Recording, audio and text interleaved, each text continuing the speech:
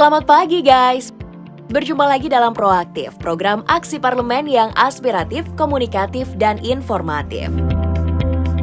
Dalam edisi Proaktif kali ini, kita akan mengulik dan berkeliling di daerah pemilihan Jateng atau Dapil Jateng 4. Ya, Kabupaten Pati merupakan salah satu kabupaten di Jawa Tengah yang berada di pesisir utara Jawa.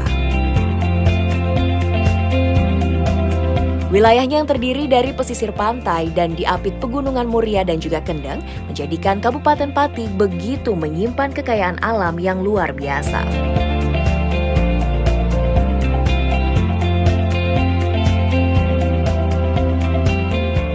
Tak ketinggalan, kota yang memiliki slogan Pati Bumi Minatani ini juga memiliki sejarah panjang akan penyebaran Islam di Tanah Jawa dengan ditemukannya sejumlah prasasti dan makam-makam bersejarah para wali dan ulama terdahulu.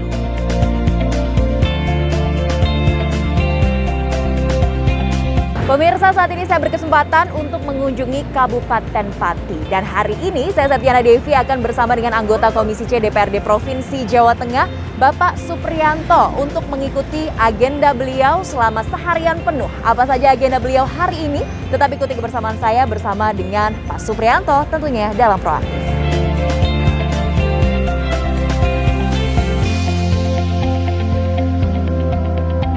Dan berbicara Kabupaten Pati, pandangan kita langsung tertuju kepada sosok anggota DPRD Provinsi Jawa Tengah yang familiar bagi masyarakat Kabupaten Pati.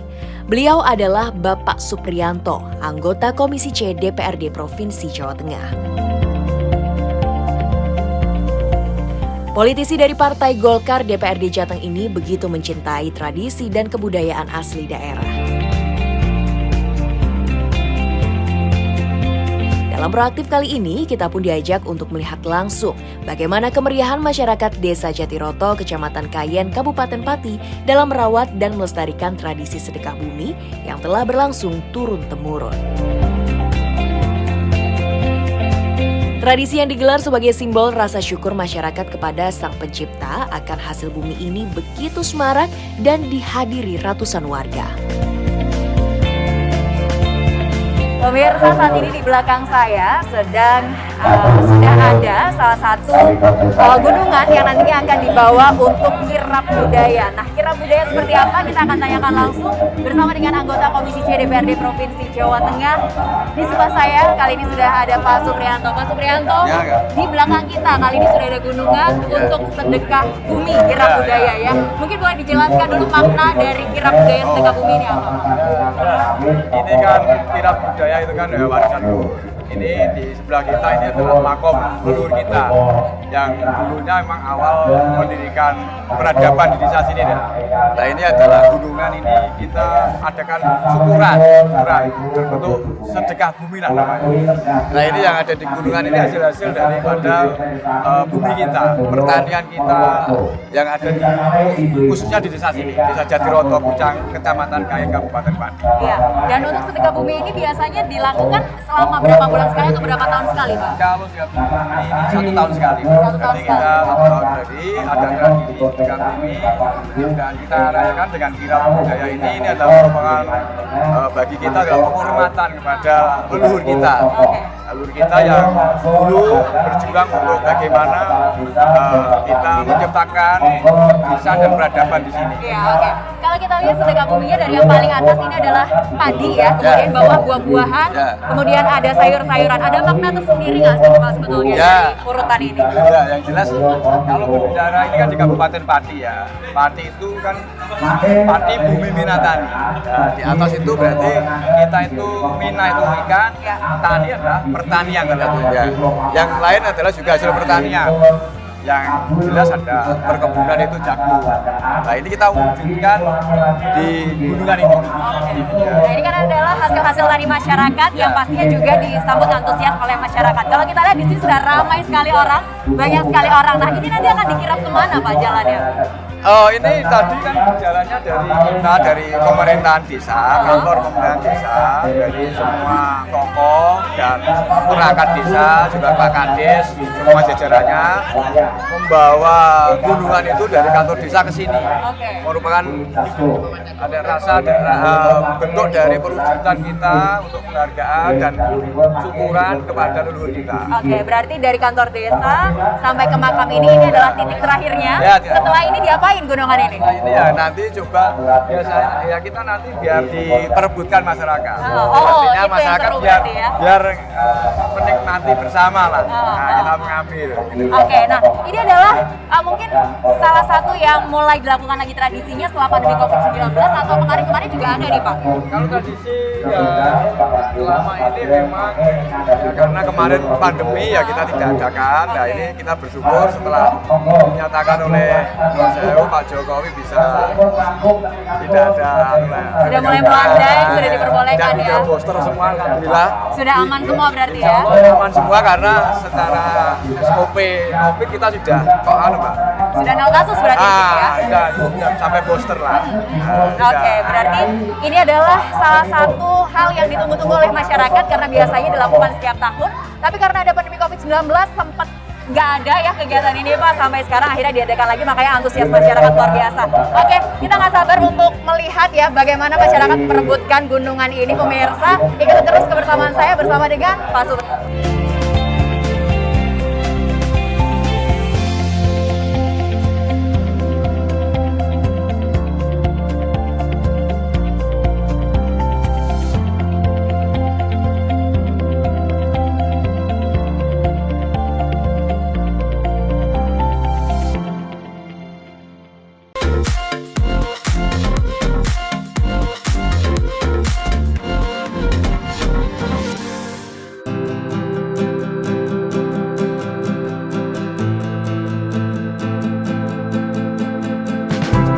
Usai menghadiri acara sedekah bumi Desa Jatiroto, perjalanan kita berlanjut ke salah satu sentra budidaya perikanan di Kabupaten Pati yang selama bertahun-tahun didampingi Bapak Suprianto.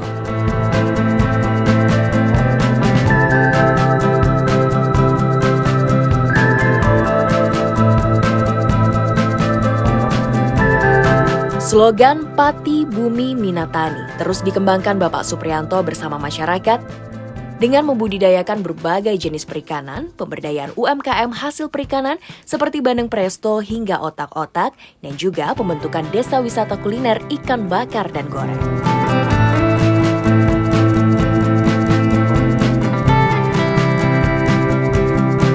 Seperti Pangestu Catering di Desa Kepoh, Kecamatan Wedari Jaksa, Kabupaten Pati misalnya.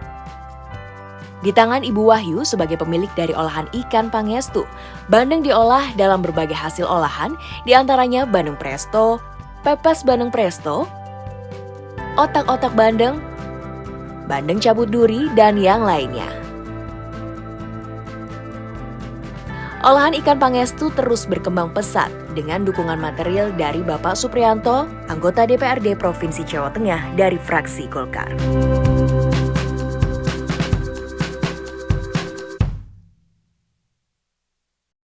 Pemirsa, sampailah saya di Desa Talun. Kali ini di belakang saya sudah ada tambak ikan. Nah, ini banyak sekali ikannya. Nanti kita akan tanya-tanya ikan apa saja yang ada di tambak ini bersama dengan Pak Suprianto tentunya, anggota Komisi C DPRD Provinsi Jawa Tengah, dan bersama dengan Pak Nur Salim dari Ketua Kelompok Perikanan yang ada di Desa Talun ini, bersama dengan pasukannya dari Pak Nur Salim ya. Baik Pak Suprianto, ini ikannya apa aja nih Pak? Nah, ini ikannya ada ikan nila, ada ikan mas, juga ada bandeng tawar ya, bandeng air tawar. Jadi ini memang Mbak.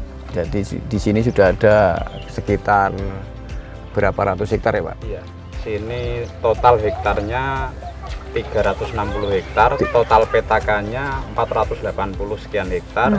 Pelaku utama usahanya orang 283 orang.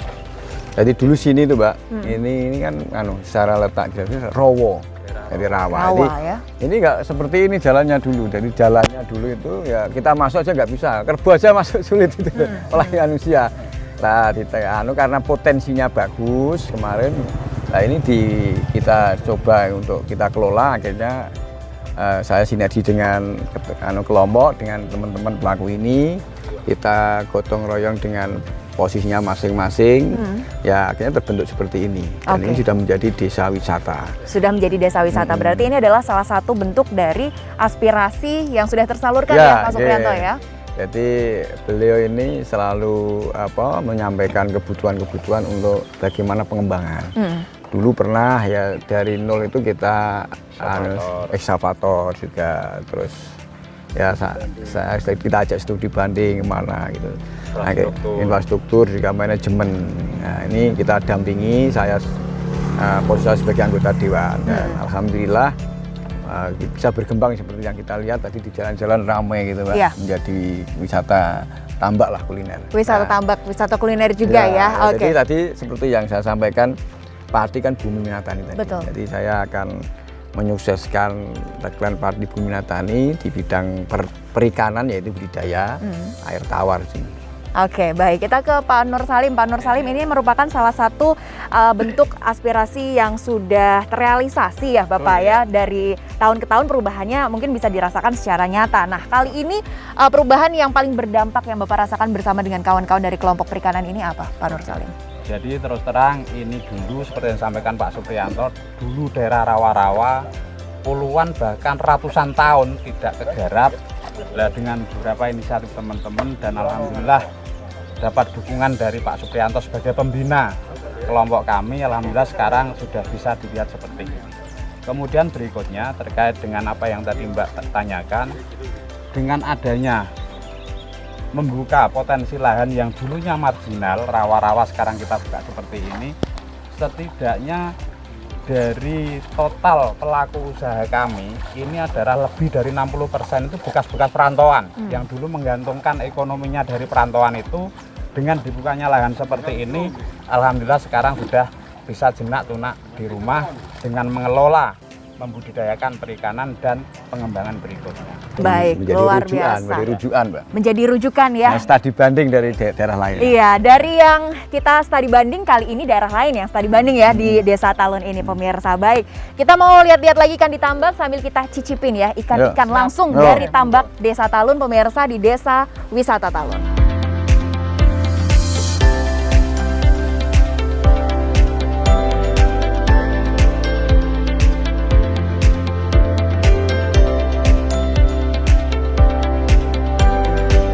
Sejak pagi berkeliling Kabupaten Pati, waktunya kita rehat sejenak di Desa Wisata Talun, Kecamatan Kayen. Ya, di desa ini Anda dapat menikmati berbagai ikan bakar segar seperti ikan gurame, ikan nila, ikan mas, dan ikan lainnya yang nikmat, tentu dengan harga yang masih ramah di kantong. Pak Supriyanto, Bapak ini kan sebagai anggota Dewan ya yang saat ini duduk di Komisi C DPRD Provinsi Jawa Tengah. Bapak udah berapa tahun berkecimpung di dunia politik ini sebetulnya? Sebenarnya saya ini Mbak, berangkat dari masyarakat yang mungkin kita berbaur dengan masyarakat, dan awalnya kita ya berteman dengan teman-teman politik lah. Jadi saya jadi DPRD itu pernah 1 kali periode di kabupaten dan juga sekarang di provinsi ini baru berjalan. Nanti doanya ini biar nanti bisa 1 periode dan tambah. Yang jelas Mbak, ya intinya kita berangkat dari teman-teman ini karena dukungan masyarakat, kaitannya ya kita sering melakukan regulasi, misalnya mendampingi Pak Nur. Sebisa saya mengikuti perjalanan melihat potensi, terus kita jalan dengan Pak Nur. Mungkin sektor apa lagi, ya banyak lah kita bergaul dengan masyarakat. Kebetulan saya ini background saya itu ya apa saja bisa Pak gitu Pak. Apa saja biasanya ya kita dalam regulasi usaha dan lain sebagainya ya kita mengikuti apa yang bisa kita yang berkembang di masyarakat, sehingga temannya banyak. Terus akhirnya dari situ karena kemarin ada pileg kayak gitu, akhirnya kita masyarakat mendukung untuk kita masuk itu supaya bisa memberikan kemanfaatan yang lebih luas dari sektor posisi DPRD. Oke, berarti berangkat dari masyarakat biasa, kemudian ingin mengangkat keresahan masyarakat dan menjawabnya dengan menjadi anggota dewan. Nah, kalau tadi ya pemirsa mengikuti perjalanan kita, selalu fokusnya adalah untuk pariwisata. Nah, apakah Bapak juga ingin menonjolkan sisi pariwisata yang ada di Pati ini dan salah satunya efeknya yang dirasakan masyarakat adalah dari sisi ekonomi, Pak Supriyanto? Iya, Mbak. Jadi kalau kita berbicara pariwisata, wisata itu kan sesuatu yang indah gitu. Nah, indah ini pasti kan menimbulkan multi efek yang luas kan. Karena berbicara suatu regulasi atau produktivitas ekonomi itu kan ketika ada kerumunan orang banyak misalnya di pasar, itu akan terjadi transaksi banyak. Nah, seperti juga kalau desa ini kita bisa buat desa wisata, maka bisa mengundang orang datang. Oke, jadi semoga setelah ini semakin banyak lagi pemirsa yang penasaran untuk wisata di Pati, karena pariwisata di Pati ternyata banyak sekali. Salah satunya adalah bentuk dari aspirasi yang sudah disalurkan melalui anggota dewan kita, Pak Supriyanto.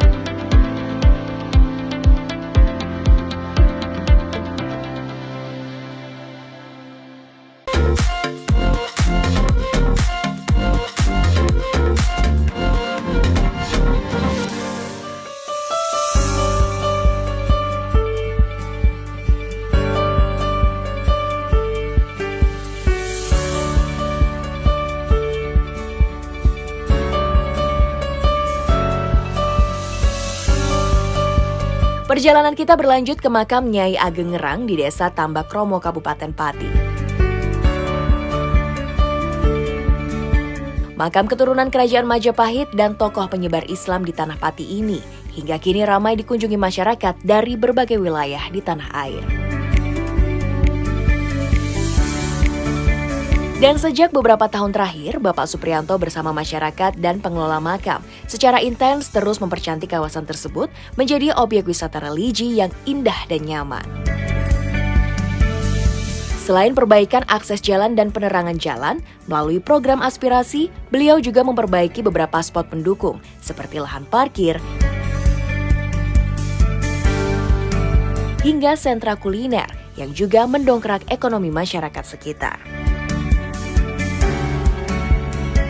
Pemirsa, saat ini saya sudah berada di salah satu wisata religi yang ada di Pati, tepatnya di makam Nyai Ageng Ngerang, dan masih bersama dengan Pak Supriyanto, kali ini didampingi juga oleh Pak Kades dari Desa Tambak Romo. Baik, kalau berbicara tentang makam Nyai Ageng Ngerang, ini sudah berapa lama sebetulnya dijadikan sebagai wisata religi, Pak Supriyanto? Ya, tepatnya nanti akan dijawab Pak Kades. Yang jelas ini adalah kalau saya masih kecil pun ini sudah ada dan sudah banyak dikunjungi oleh warga masyarakat, tidak hanya dari sekitar Pati tapi dari keraton pun juga. Kalau pas ada tadi momen haul di sini itu akan hadir di sini, dan juga ada ritual kirap budaya seperti itu, dan juga ada tontonan hiburan banyak. Gini sudah lama lah. Baik, dan kehadiran dari Pak Supriyanto pasti juga dirasakan masyarakat. Kita coba tanya ke Pak Kades ya. Pak Kades, sebelum dan sesudah nih Pak Supriyanto hadir dengan aspirasi dari masyarakat dan jawaban dari aspirasi itu seperti apa bedanya untuk wisata religi ini? Terima kasih. Memang Mas Supriyanto ini yang memberikan motivasi kepada kami, karena beliaunya aspirator, juga memberikan aspirasi kepada kami, baik itu berupa rapat beton, kegiatan-kegiatan lain yang sifatnya infrastruktur, termasuk diantaranya ini belum terpasang.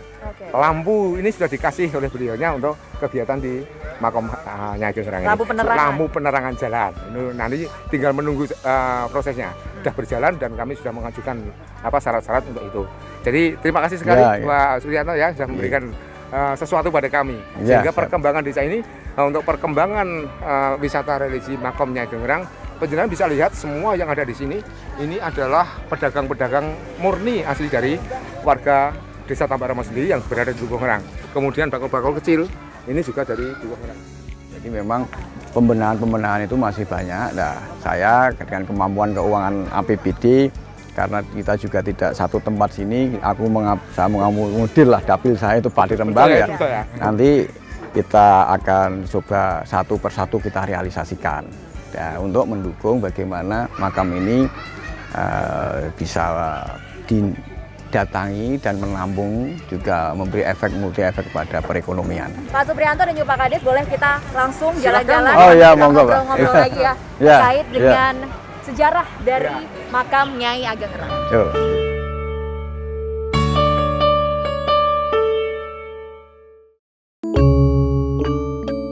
Singkat cerita, Nyai Ageng Ngerang mempunyai nama asli Siti Rohmah Roro Kasihan. Beliau adalah merupakan seorang waliullah yang disegani banyak orang. Karena di samping beliau memiliki keturunan bangsawan, yakni keturunan dari Raja Brawijaya V, Prabu Kertabumi, dan Prabu Kertabumi menurunkan anak, yakni Raden Bondan Kejawan dan Lembu Peteng. Dalam perjalanannya, Bondan Kejawan yang menikah dengan Dewi Nawangsih, putri dari Ki Joko Tarub, melahirkan anak, yaitu Ki Ageng Wonosobo, Ki Ageng Getas Pandawa, dan putri yang bungsu bernama Nyai Ageng Ngerang.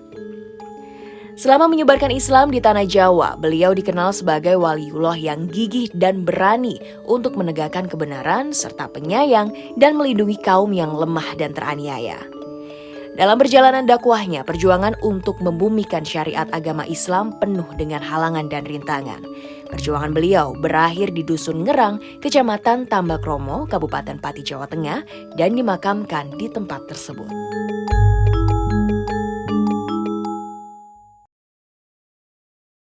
Pemirsa, masih di kawasan wisata religi Nyai Ageng Ngerang. Kali ini kita akan ngobrol-ngobrol terkait dengan sejarah dari wisata religi ini dan mitos-mitos terkait hal-hal yang ada di Pati. Kali ini kita sudah bersama dengan Pak Joko Wahyono juga selaku budayawan. Selain tadi kita juga udah ngobrol-ngobrol ya dengan Pak Supriyanto dan juga Pak Kades. Nah, berbicara tentang Nyai Ageng Ngerang, sebetulnya siapa sih beliau, Pak Joko?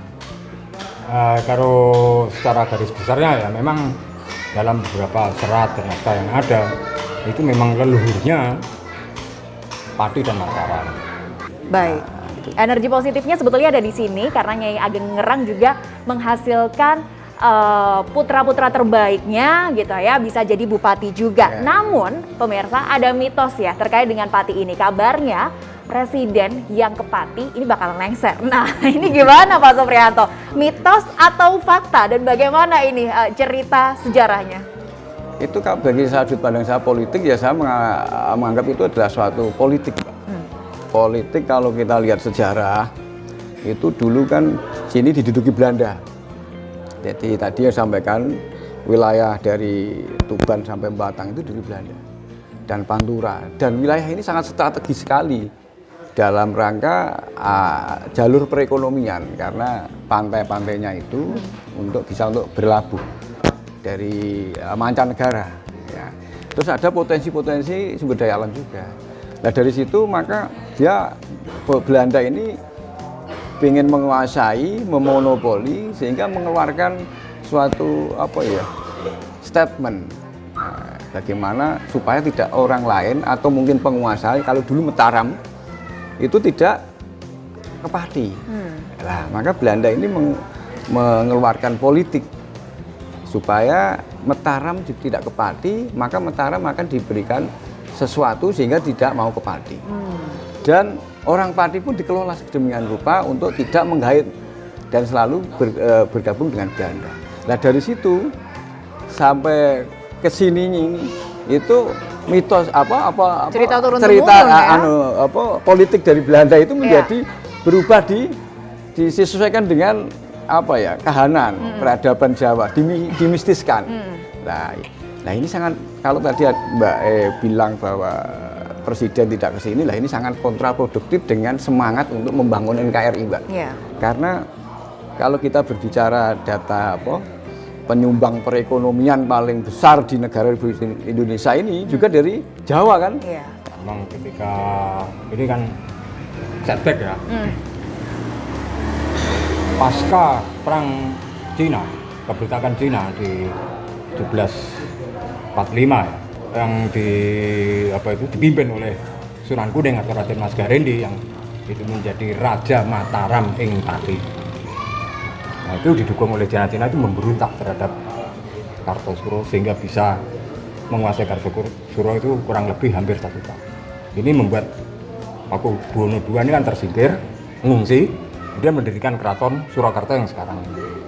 Pakubuwono II itu kemudian minta bantuan VOC, sehingga akhirnya bisa mengalahkan, mengusir Sunan Kuning yang kemudian oleh Belanda dibuang ke Ceylon.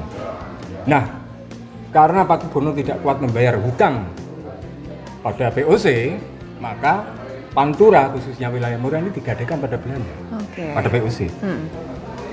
Otomatis wilayah Pantura seluruhnya ini setelah dikuasai oleh VOC, kemudian Mataram tidak boleh ikut campur, bahasa Jawa ini tidak ikut boleh canduk lawung urusan pemerintahan VOC yang kemudian diteruskan Belanda di tahun 1800-an. Inilah yang mungkin memunculkan suatu mitos pantangan secara yang dipolitisasi, bagaimana supaya Raja Mataram yang kemudian pecah menjadi Solo, Jogja tidak berada di sini.